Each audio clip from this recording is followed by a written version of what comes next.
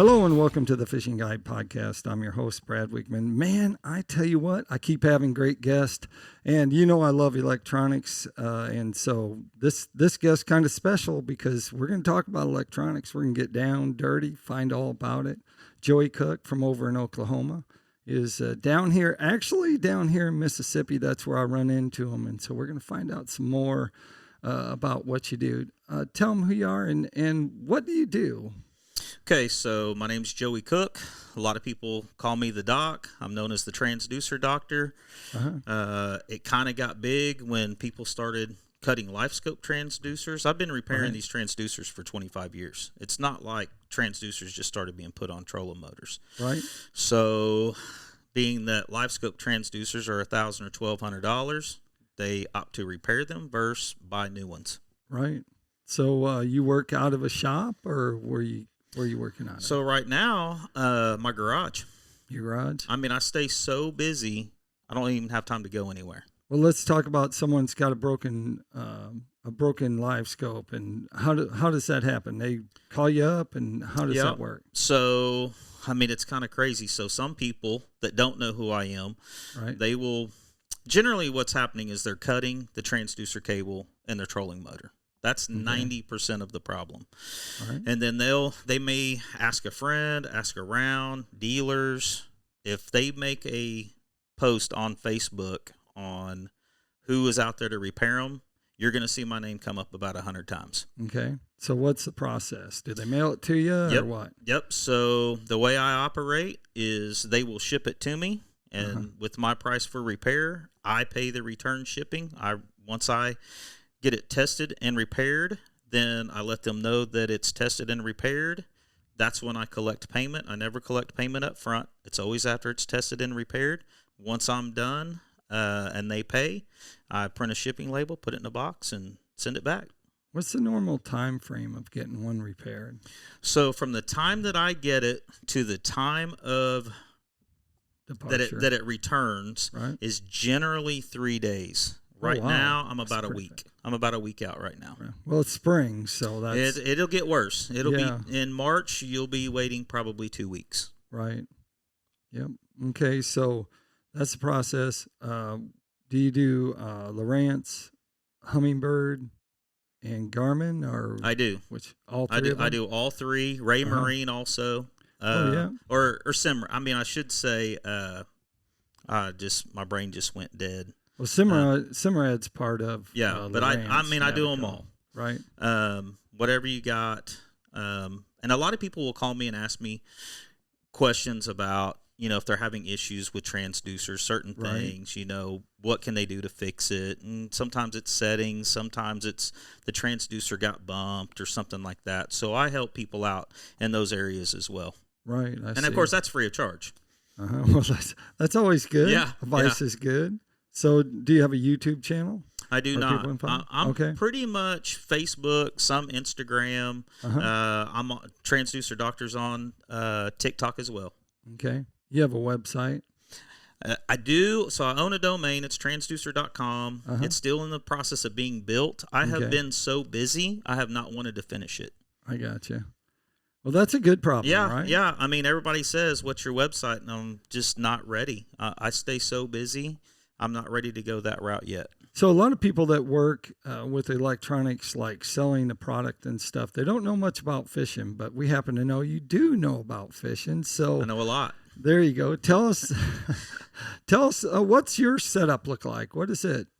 So last year on my tournament boat, so I fish national trail tournaments, fish Crappie Masters and ACT.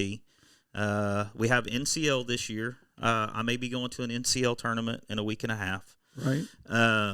So we've got that also. I opted not to fish the elites this year, because of other things going on, daughter in college, stuff like that. So my time is limited. So I fish quite a bit. I used to fish on average 250 days a year. I'm fishing about 100 days a year right now. Because of work? So double-edged sword. So here's what's crazy. So I was fishing a lot until last summer. I mean, I was literally fishing 6-7 days a week. Now I've made repairing transducers a priority because I spend more time keeping other people on the water versus putting myself on the water. Right. So that's kind of what I'm known for. If I'm on the water, I'm not doing a repair. Now I may be testing. I may have like 3 or 4, transducers Right. that I've repaired that I'm testing, playing with them. But other than that, I don't get to fun fish that much anymore. I'm generally either tournament fishing or repairing. Let's talk about your boat. What does it look like on front? What do you have for your electronics? Everyone wants to know what you have for your electronics. So you don't secretly have a Lowrance unit hid underneath I'll tell anybody anything what I do. I have a lot of pros that call me, ask me questions. I've been around a Garmin electronics. I worked through 2 Garmin dealers. Right. So I deal with this stuff a lot. I currently run 126. Ultra 126 is what I currently run. Last year, tournament fishing, I ran an 8616 XSV. Okay. So I went from a 12-inch screen to a 16-inch screen back to a 12, and that's because my tournament boat's supposed to be for sale. Right. If I don't sell it, I'll go back to an 8616. LV 32. LV I run a 34. So, and I can, a lot of people ask, what's the difference between a 32 and a 34? And I'll just make it real basic and simple. A 32 is going to give you a brighter return up close. A 34 is going to give you a better return at a distance. So I've had to learn, in these tournaments, we're fishing a lot of shallow water and up close. Right. So I have to work twice as hard to see that fish versus someone with a 32. I got you. I should just have a 32 on my boat, but I'm just working through it. I thought you were going to say the difference was $400. Well, there's that too. 16 compared to 12, well, you can't buy 30. You can't buy a 32 anymore. So Garmin quit making the LVS 32. Wow. I've heard kind of rumors that they're gonna have a few more, but it's gonna be limited, and I think they're keeping them for warranty purposes. I got you. I don't think they're gonna distribute anymore. They've got one more batch coming. I'm not supposed to know that, but they're going to be held for warranty. And there's a few dealers out there that still have some 32s. Right. Still just hanging around there. Oh yeah. They'll sell. They'll sell them. If there's any out there, they'll be sold. End of March, you probably won't be able to find a brand new 32 for sale anymore. Right.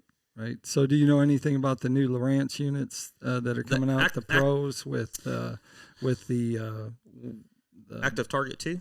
Active Target 2, but also the 2 gives it, the screening on it is more smooth. It's a little more better definition. It's supposed to have less lag. The picture is going to be a little bit brighter, supposedly. So I bass fish also. Right. So we crappie tournament fish out of my boat, and my tournament partner bass fishes. So I co-angle bass tournaments with him. And I had all Lowrance on my boat at one time, and now all my stuff is on his boat. So we bass fish out of his boat with Lowrance electronics, and we crappie fish out of my boat with Garmin. Yeah, they got 3 brand new views that are coming out. The 180 view, which is forward and down together and they stitched it together. And then they have the Scout, which is, I believe, it's 240 degree Scout. Yeah, okay. There's 2 transducers. Right. They're now going to use 2 transducers. Double the price, double the work for you when they screw it up. So you should. But that's okay. That's okay because I repair a lot of active target transducers. I did 2 last week, as a matter of fact. There you go. So tell us about crappie fishing, and are you one poling mostly then? I one pole. So I'm a little different than a lot of guys, but I now only run a 16-foot Tsunami by H&H Rods and Reels. That's the rod that I use. You won't see another rod on my deck. Now, if you open the rod box, I've got anywhere from 6-footers all the way to 18-foot. But my main rod is the 16-foot Tsunami. That's what I tournament fish with. So tell us your tournament rig setup. How does it look? So I normally run a 3/8 ounce weight up above an 1/8 ounce jig is the standard. Sometimes I'll use a 16th, sometimes a 32nd, sometimes a 64th. It just depends how lethargic the fish are. How are you keeping the weight in place? Bobber stops. Okay, bobber stops. If I'm tournament fishing, I'll use bobber stops. If I'm fun fishing, I actually loop my line through it and tie it in a knot. Okay. I mean, it's just easier because you go through a lot of bobber stops. If you break off or you're retying or something crazy, I mean, how many bobber stops do you want to buy and put on? And that takes time. So it's a lot faster for me to tie a jig on, because when you're using bobber stops, you're putting the weight on first. So now you have a weight on your line, and now you're trying to tie a jig. So for me, I'd rather tie my jig on and then put my weight on second. I gotcha. It's just faster. Yep. All right. So what are you using for line? So I use something that nobody in the crappie industry uses that I know of. I use a brand called Nomad. They are a very large saltwater company. And so I was at a Bass Pro in Alabama or Georgia. That's how I discovered the line. Right. I bought some and absolutely loved it, and I've never I've never used anything else since. So is it braid or monofilament? I use braid. I use 20-pound braid. Okay. So the purpose. So we'll talk about lines because a lot of people want to know. Okay. So I used to run 10-pound. 10-pound Power Pro was my number one line. The problem is you get, it wraps around the tip. So, I mean, when we have a weight, we try to let that weight keep the tension on the line. But if you're fishing on a windy day or something like that, so the heavier the braid, the less line twist you're going to have around the tip. So I know guys that are using 40-pound braid now. Wow. And you get no twist around the tip. But with 20-pound, it's pretty rare for me to get that. But with 10, it's going to be pretty bad. I mean, it's going to wrap around the tip. And when you're tournament fishing, you don't have time to deal with that. So if you're using braid, the higher pound braid that you use, the less twist you're going to have.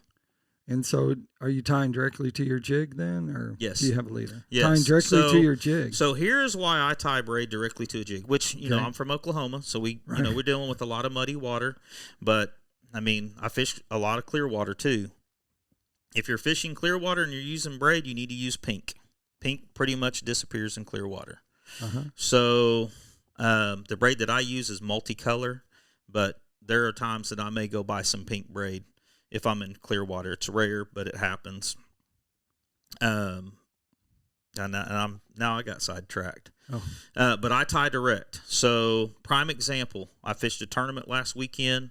I had 10 foot of 12-pound fluorocarbon on, and it broke on a fish.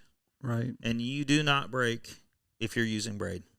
Right. And I would rather take the chance of using braid and a skittish fish not eating than actually getting a fish on and losing it. So I'm 100% braid. All right. Sounds good. Unless I'm in a clear water lake. If you're in a super clear water lake and you have to, there's guys out there that use 2-pound leaders. Right. But they're still using braid. Right. Maybe the Sunline, 2-pound Sunline. So Sunline or Seagar. Either. I know tournament anglers that use both. Sunline and Seagar's personal preference. I actually have Sunline in my boat. There's a spool in it right now. There you go. So that takes us to Tackle Time. Tackle Time sponsored by PICO Lures. PICO Lures has a complete line of hard and soft baits. Amazing stuff you can catch on them. We're down here in Mississippi, and we're actually catching some crappie on crankbaits, and so that's good. And but we could probably be one pulling if we could, but it was awful fun today reeling them in on crankbaits. So we're going to keep doing that as long as we can. Anything that you're fishing for, game fish, make sure you check them out. PicoLures.com. Hey, if they wanted to find out more about you, Joey, and what you do, and kind of get in contact, get their transducer fixed, where would they go? So the easiest is to find me on Facebook. You can look up Transducer Doctor on Facebook. It has my phone number on there.